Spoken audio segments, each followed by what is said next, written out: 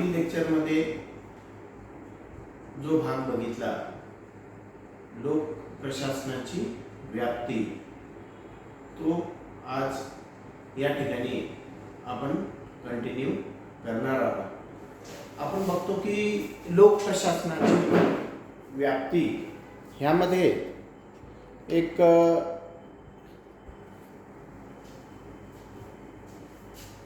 बाब आपण ही बघितली की ह्या व्याप्तीमध्ये अनेक विचारवंतांमध्ये अनेक स्वरूपाचे मतभेद असलेले दिसून येतात। यामधून आपण त्यांना दोन भागामध्ये विभागतो, एक संकुचित विचारसरणी आणि दुसरं व्यापक दृष्टीने असणारी विचारसरणी। व्यापक विचारसरणी आणि संकुचित विचारसरणी या अनुषंगाने आपण लोक प्रशासनाच्या व्याप्तीबद्दल आतापर्यंत विचार केला। आज आपण लोक प्रशासनाच्या या मतभिन्नतेमधनं जे काही सामायिक बाबी समोर येतात त्या अनुषंगाने या ठिकाणी काही विचारवंतांनी लोक प्रशासनाची व्याप्ती ही स्पष्ट करण्याचा प्रयत्न केला। तर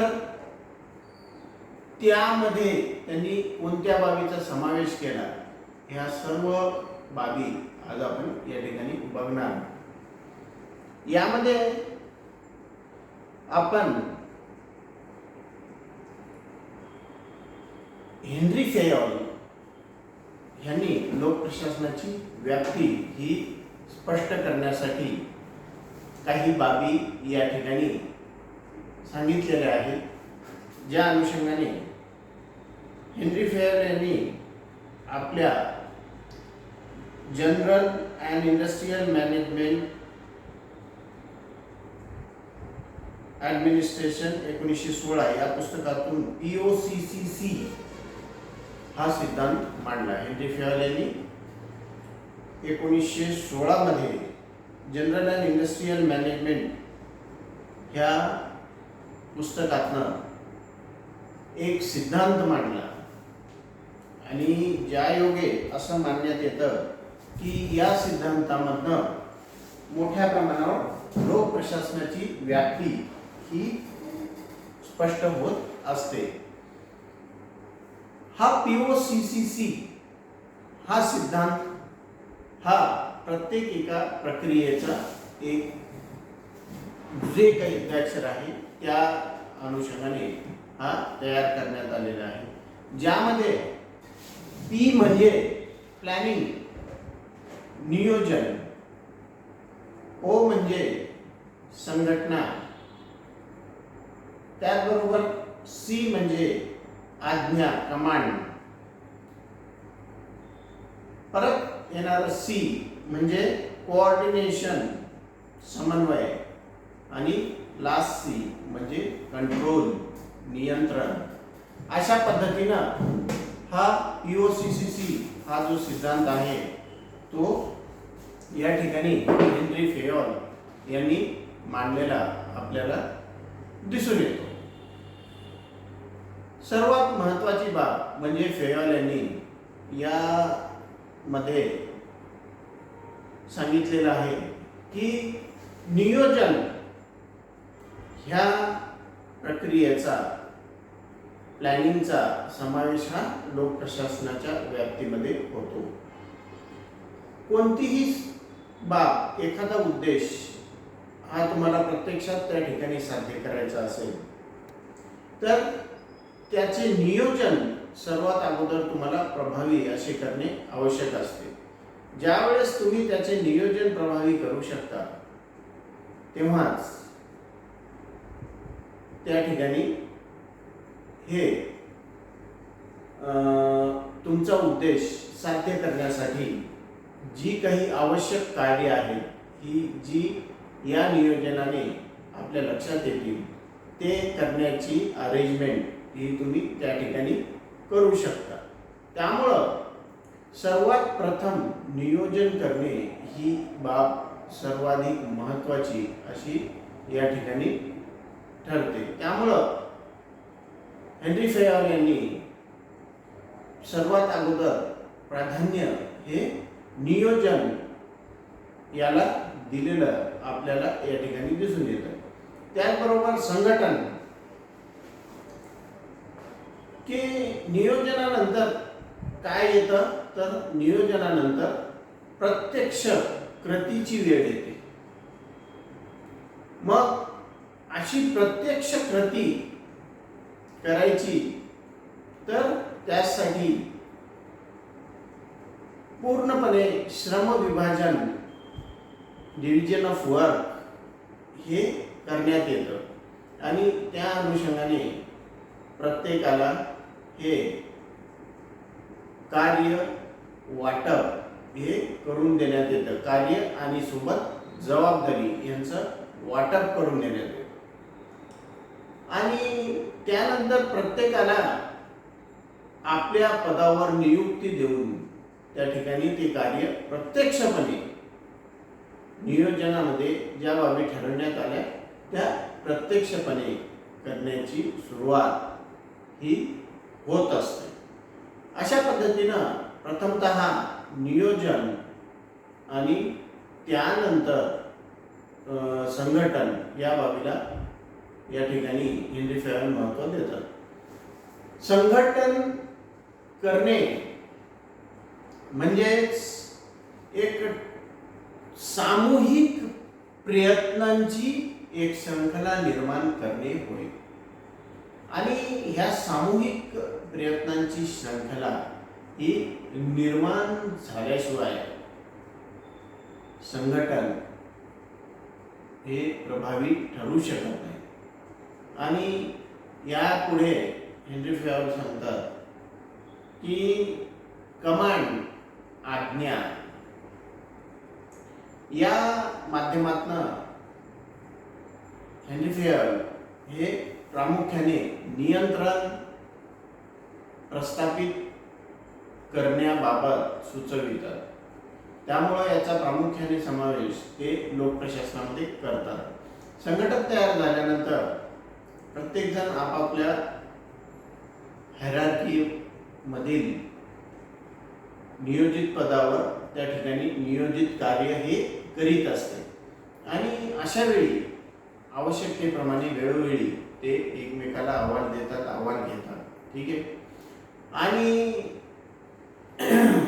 यामधून वरिष्ठ कनिष्ठांना वेळोवेळी आज्ञा हे देत असतात आणि त्याबाबत वेळोवेळी अहवाल हे कनिष्ठ वरिष्ठांना देत असतात. त्याचबरोबर सर्वात महत्त्वाची बाब हेनरी फेयल हे या ठिकाणी नमूद करतात आणि ते म्हणजे कोऑर्डिनेशन, समन्वय. प्रत्येक संघटना अथवा कोणताही एक समूह ज्या वेळेस एका ठराविक समान उद्देशासाठी विविध स्वरूपाची कार्य, विविध जबाबदाऱ्याच्या अनुषंगाने करीत असतो, त्यावेळी हे जे व्हेरिएशन्स त्यांच्या कार्यात असतात आणि त्यामधून अनेक वेळा मतांतरे, मतभिन्नता आणि त्याचबरोबर अनेक स्वरूपाचे विरोध हे त्या ठिकाणी उत्पन्न होऊ शकतात. अशा वेळी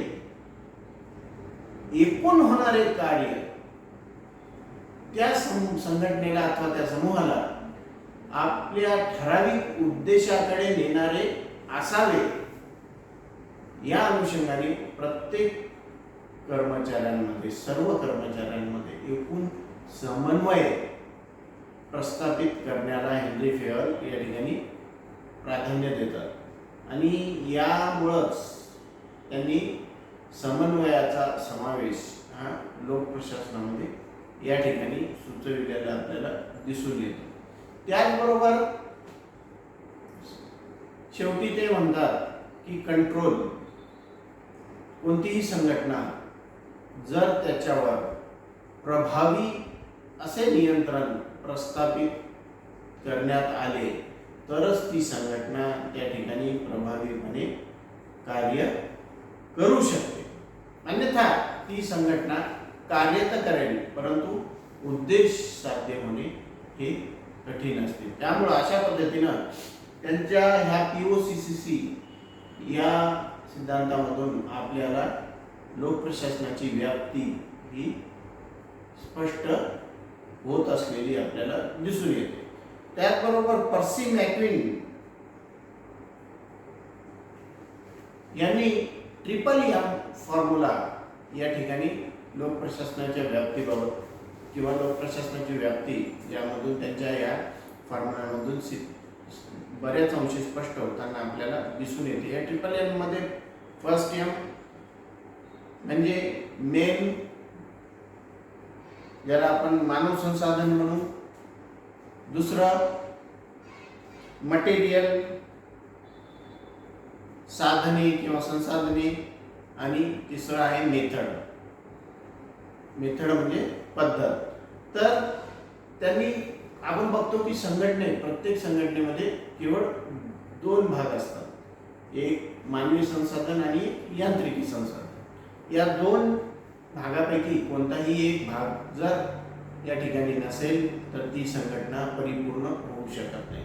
अशा पद्धतीनं पर्सी मॅक्विन यांनी जे त्यांचं ट्रिपल एम सांगितलेलं आहे, या ट्रिपल एम मधून बऱ्याच अंशी ही व्यवस्था आपल्याला लक्षात येते, ज्यामध्ये पर्सी मॅक्विन यांनी मानवी संसाधन, यांत्रिकी संसाधन आणि एक पद्धत याबाबत उहापोह केलेला दिसतो. यामधून आपल्याला लोकप्रशासनाच्या व्याप्तीचा मोठ्या प्रमाणात संदर्भ मिळतो. त्याचबरोबर आपण प्रोफेसर विलोबी यांचं बघूया. प्रोफेसर विलोबी यांनी आपल्या प्रिन्सिपल ऑफ पब्लिक ॲडमिनिस्ट्रेशन हे 1927 मध्ये लिहिलेल्या ग्रंथामधनं त्यांनी लोकप्रशासनाच्या व्याप्तीचे 5 घटक सांगितलेले आहेत. यामध्ये पहिला जो सांगितलेला घटक आहे तो म्हणजे सामान्य प्रशासन. आणि ह्या सामान्य प्रशासनामध्ये आपण बघतो कार्य विभाजन, मार्गदर्शन, पर्यवेक्षण व नियंत्रण या बाबींचा या ठिकाणी समावेश हा होत असतो. त्याचबरोबर संघटन, प्रशासकीय यंत्रणेची रचना व स्वरूप. संघटन एक श्रेणीबद्ध व्यवस्था, प्रशासकीय यंत्रणेची रचना, त्या व्यवस्थेची रचना आणि त्याचे स्वरूप. तिसरा कर्मचारी वर्ग, आणि ह्या कर्मचारी वर्ग यामध्ये त्यांनी उपघटक सांगितले: भरती, नियुक्ती, प्रशिक्षण, बढती, निवृत्ती इत्यादी या बाबींचा समावेश त्यांनी कर्मचारी वर्ग या घटकामध्ये केलेला आपल्याला या ठिकाणी प्रामुख्याने दिसून येते. तर चौथा जो घटक आहे ते म्हणजे साधन सामुग्री. प्रशासन कार्य करताना जी काही साधन सामुग्री अथवा संसाधने लागतात त्या सर्वांचा समावेश त्यांनी या साधन सामुग्रीमध्ये केलेला आपल्याला इथे दिसून येतो.